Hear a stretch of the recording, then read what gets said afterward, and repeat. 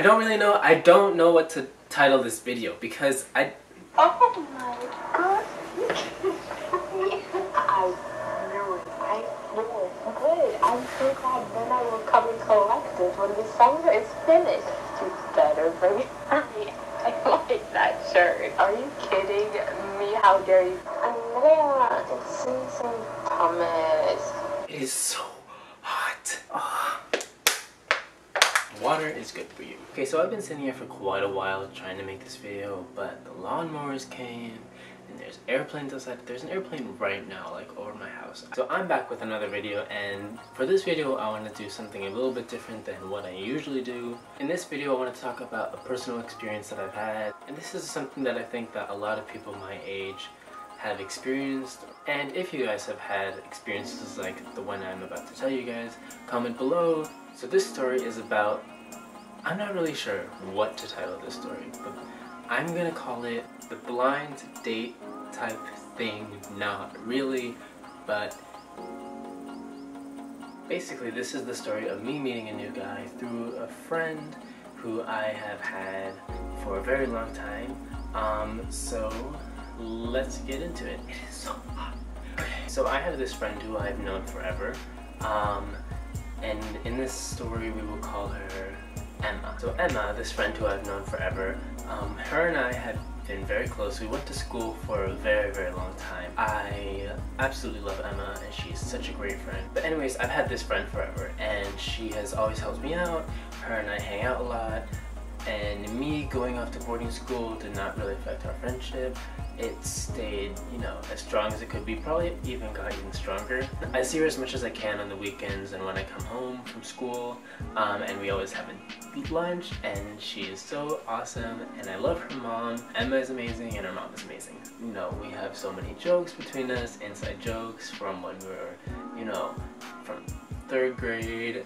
Her and I even were in a play once, and her and I were the main characters, and that's kind of how we became friends. With me being so close to Emma, I really could tell Emma anything, and I could tell, you know, she would talk to me about things going on in her life, and I would talk to her about things going on in my life. One thing that we would always talk about was relationships and love lives. You know, there's always a little gossip in, you know, subjects like that. It was always something that we would ask each other when we saw each other. You know, around freshman year, I had, you know, she'd asked. I had also came out the fall of my freshman year, so that, you know, she would always ask, you know, are there any guys in your school that you like, anyone that you're dating, you're seeing?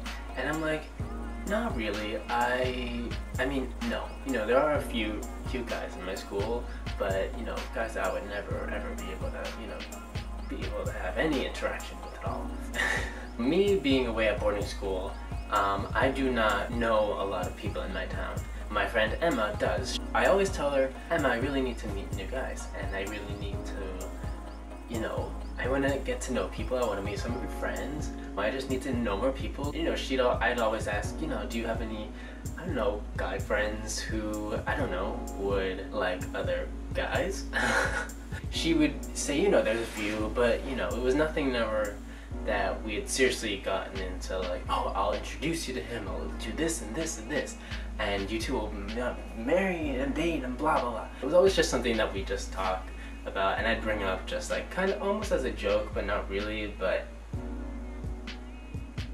I'm single. Her and I still have been talking freshman and sophomore year, and, you know, fast forward to junior year, which was, you know, my recent year at school. I had come home one weekend and she had some sort of school event.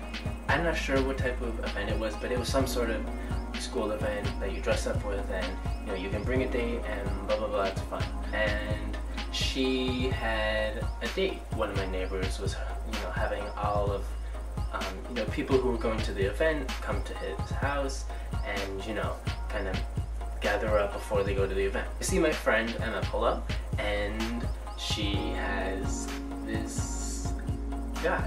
And so me being the slight creep that I am, it wasn't necessarily creepy stalkers, just because I was sitting in my living room and she pulled up, and I you know, I had seen, and I wanted to take a look, and I was looking you know, I was just observing her date, and I was just like, wow, he is really cute. Go Emma, like you have a very, very hot date. And I had texted Emma on my phone saying, wow, your date is cute as fuck, or something like that, something along the lines of that. Later on she had said, oh, I'll let him know, and I'm like, oh, what? No, like don't do that, that's embarrassing. But I didn't say that. Then I was like, you know, it's probably just someone from far away, or someone who, you know, I won't see. You know, he's just a random person. I'm very shy about other people knowing, like, if I find someone attractive or think they're cute, especially if they go to my school or something like that, just because I have to deal with them every day, and then, like, you know, people will find out, and that's just stressful. I was like, no, I won't ever see him again in my life. I was wrong. So a few weeks passed by, and I'm not even sure if Emma had told her date that I thought he was cute or not. I texted her a few weeks later, and about the guy, just, you know, kind of asking, you know, little questions. You know, I assumed that they got to know each other, or at least were, you know, friends. So a few weeks later, I texted my friend about the guy, you know, asking just some basic questions, you know, like his age, his name, just little curious questions. Nothing too serious, like, oh, is he single? Is he, you know, what does he interested? What are his interests? Blah blah blah. You know, and she had told me, you know, some stuff, and I asked if he was gay, and Emma had told me that he's bisexual. You know, a little, I'm not gonna call it spark because that just is just way too freaking cheesy. You know the feeling when you're like, oh, I kind of have a chance, but you know, I'm not gonna do it. Obviously, it was kind of like that. Also, he lived in my town. Oh. I'm not really good with guessing populations and shit like that. I don't think my town is necessarily that big. My town is kind of small, and the fact that he lives in my town was like, oh no, I am definitely gonna see this person again. I thought, oh cool, like he lives in my town. I'm definitely not gonna go outside because there are cute boys walking down my street. So then another day she had texted me and said that she showed him my Instagram because I had told her, oh well, you know, it was kind of in a joking way, but not, you know, I was like, you can show him my Instagram or something. There was definitely something else that made it not seem like I was just like, oh, he's bisexual, oh, show him my Instagram. There was definitely something in between, but I do not remember what it was. We're gonna call the guy in this story Andrew. That was like around May. Fast forward to when I get out of school and I'm home for 3 weeks because my brother is still in school. So I get a text from Emma saying that there's an event in, you know, in the town next to me, and she says that her mother is working at a booth, and that, you know, if I wanted to help, you know, if I wanted to come and help, that I could. And I thought, alright, cool, like I love Emma's mom. Emma's mom is amazing. I love Emma and I love her mom. I get to hang out with them both at the same time. That is amazing. And then she mentioned that Andrew was gonna be there, and I was just like, I'll definitely go.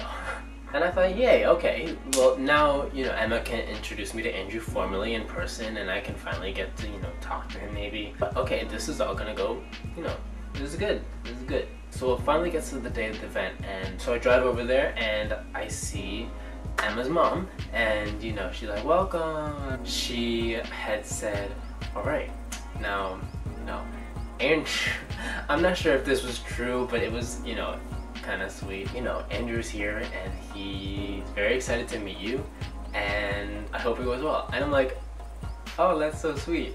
So then I ask, oh, where's Emma? And she says, oh, she's away at a leadership retreat. She's not gonna be here today. And I'm like, great! I'm so bad at talking to people, especially if it's with guys. I don't know, it's something about me. And the fact that my friend Emma wasn't gonna be there made this all so more stressful than it could have been. And I was just like, I don't know what to do. Like, do I leave? I can't leave because I told Emma that I would be here with her mom. And so now I'm here with Andrew as well. So I started to get a little nervous, and I was like starting to think, oh, this was a bad idea. You know, I wasn't mad at my friend for not being there, but I should have asked if she was gonna be there. But okay, you know, this is gonna be fine. This is gonna be fine. I can do it. So me and Emma's mom are walking together. We walk outside of a building and we turn a corner and I see Andrew. And my immediate thoughts were, wow, he is so like cute up close. Like, wow, like why? My initial reaction was just like, wow, this guy is really cute. I'm obviously still very, very shy. I haven't really said anything. I didn't say anything. I was just kind of standing there just worthless and weird and awkward that I am. And you know, I'm there and I'm, you know, I think I'm like slightly smiling just to seem more like appealing and friendly and not weird. I don't know if I said hi, and I don't know if I gave a handshake or something, if I even said my name. I think Emma's mom had said my name for me or something like that. So then we carry on to the event. I'm with Emma's mom. Emma's not there, and I'm, you know, not really sure what I'm even doing at this event. We all start setting up kind of the booths that we will be stationed at for this event. And this event is set up like on a street. It's almost as if it was a block party. As we're setting up the booth, we're bringing out some other things that you know, we'll be selling. You know, bracelets, necklaces, stickers, and we also have shirts. And so we're setting up the shirts and laying them all out, and it ends up that Emma's mom has said, Jesse and Andrew, why don't you guys manage the, you know, selling the shirts at the booth? My heart starts racing even more, and I'm not really sure. I mean, obviously I said yes, and I was like, of course, like, sure, we can do this. Will I make it through it? I don't think so. Because now I'm with this guy, and it's just me and him, and I don't really know how to talk with this guy. But luckily, he had a friend with him, and so, you know, that would give him more chances, you know, to kind of not feel as awkward. But then it's just me alone here, and he knows that, you know, I wanted to meet him and all that. But also another thing that helped was my dad had a booth down the street, like a few feet away. So if I felt like I was being a little too awkward, I would just randomly walk over to my dad and all that, and I would be able to breathe for a little while. So I had felt okay, but not completely confident. As the event starts, him and we make, I'm so awkward, guys. So Andrew and I make kind of small talk, and you know, I'm trying to, you know, I don't really know how to pry things out of him, just because I don't know how to talk and ask questions. And I could tell that he felt a little awkward just because I was being so weird. The only time I kind of got a response or was able to kind of start a conversation was when his friends was there, because I just felt comfortable when there was another person. You know, I got a few laughs out of him, which I was happy about. There were a few funny things going on. You know, a few funny people, you know, who came around to the booth, and you know, we'd laugh. And I started feeling okay. But let me tell you, this day, the day was miserable. Like, not meeting him was miserable, but the situation that we were in was just awful. Nature had surprised us and started raining really hard, and wind was blowing everywhere, and it was cold, and I was, you know, not feeling it. I was like, this is definitely not how I wanted to meet, you know, a cute guy like this, and I definitely did not want to meet him with my awkwardness like this. I definitely need a little more practice with talking to guys. But the combination of everything being wet, rainy, windy, things blowing everywhere, me sitting next to this really attractive guy, and me not being able to say anything was very weird, and I felt so bad for Andrew. I was just like, wow, I am so sorry that you have to sit next to this shitty person, me, selling shirts at a booth at an event that has awful weather going on. I need to leave. Like, I need to go. I couldn't take it any longer. And I felt bad for Andrew, and you know, I eventually left and drove back home. I think I said bye. I'm not even sure. I felt bad. I had wished that I was more talkative, but I also wished that I had felt more comfortable. And the only way that would have happened is if I had more confidence in myself. It was not his fault. It was not Emma's fault. It was not Emma's mom's fault. It was my fault. So I I had seen that he had followed me on Instagram, and so I messaged him back. Hi, it was very nice meeting you. Finally nice meeting you. I apologize for my awkwardness and all of that. You know, I said something about the weather or something like that. But I said I think I said something like, I hope I'll see you again soon, or, you know, since we're friends with Emma, since we have mutual friends. And Andrew had said that we probably will, since, you know, we are both really good friends with Emma. I don't know, he said something else that was kind of cute, but I don't remember. After that, I felt a whole lot better. It was dumb that I had to say it over a message, but I feel that when I have, you know, someone as awkward as me, that's what I have to do. And even the thought of seeing him again made me feel better, reintroducing myself almost, and being able to meet him the way that would be more comfortable, me having more confidence, would make me feel so much better. So the fact that he lived close to me and that he is a mutual friend of mine, that was good. That was good. I was like, I felt a lot better. And so I texted my friend about the day, and I thought, you know, I told her how awkward I was and how much of a weirdo I was. And, you know, Emma is the type of person who always knows what to say. She knows exactly how to deal with things no matter what situation. She is a confidence booster and always knows what to say. Andrew and I have been talking a little bit, you know, lightly talking, not, you know, in depth, you know, let me tell you my life story, but, you know, a little small talk, you know, and not even talking, it's Snapchatting, but to be honest, like, that's good enough for me. Unfortunately, I go out of the state for the summer, and I wasn't able to hang out with him, which I really would have liked to, just because he is going away to college next year, and that's kind of sad. But I'm not looking at it as oh, this is, you know, a missed out opportunity, like, you know, I missed out, he's going away, I don't have a chance. The fact that I've made another connection with a guy in my town who I could see every so often maybe, that's good enough for me.